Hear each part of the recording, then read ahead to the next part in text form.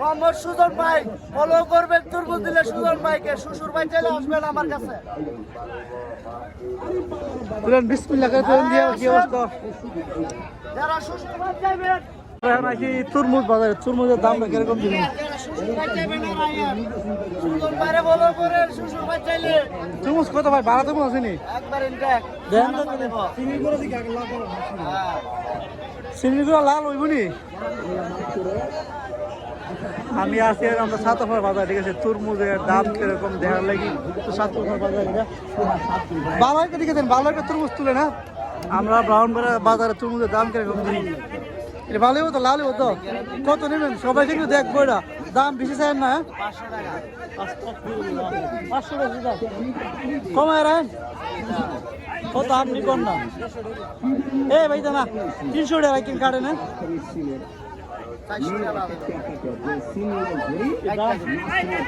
300 টাকা রাখবেন, 300 টাকা ভাই। দাম বেশি ভাই, 300 টাকা তো দিয়ে দেন না রে ভাই। খাইতে কিন্তু লাল দিব ভাই, নাহলে কিন্তু নিব না।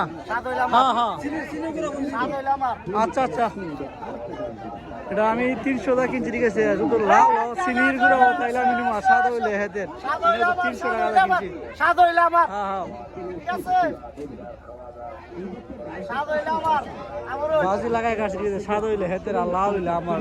সামনে 300 সাতলফার বাজার, বাউনবেড়া আর রেজিস্ট্রেশন আছে সাতলফার বাজার, ঠিক আছে। এই যে অনেক তরমুজ ঠিক আছে।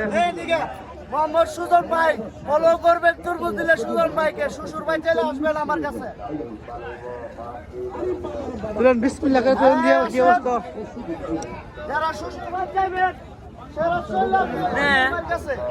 মাশাআল্লাহ মাশাআল্লাহ, অনেক সুন্দর হয়েছে, একদম লাল। এটা প্যাকেট ভেজে বলতে লাগে লাল, একবার লাল, ঠিক আছে। আপনার কথা কত? 300 টাকা নিছে।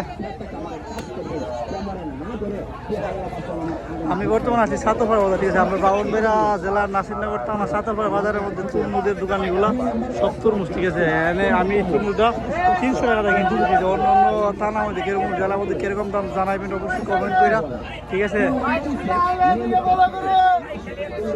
যাক মাসাল্লাহ, ব্যাগও দিয়ে দেন, একটা ব্যাগ দিলাম না আমি নিমু কি দেবো? ব্যাগ নাই, 10 টাকা ব্যাগ কিনে হয়ে যায়।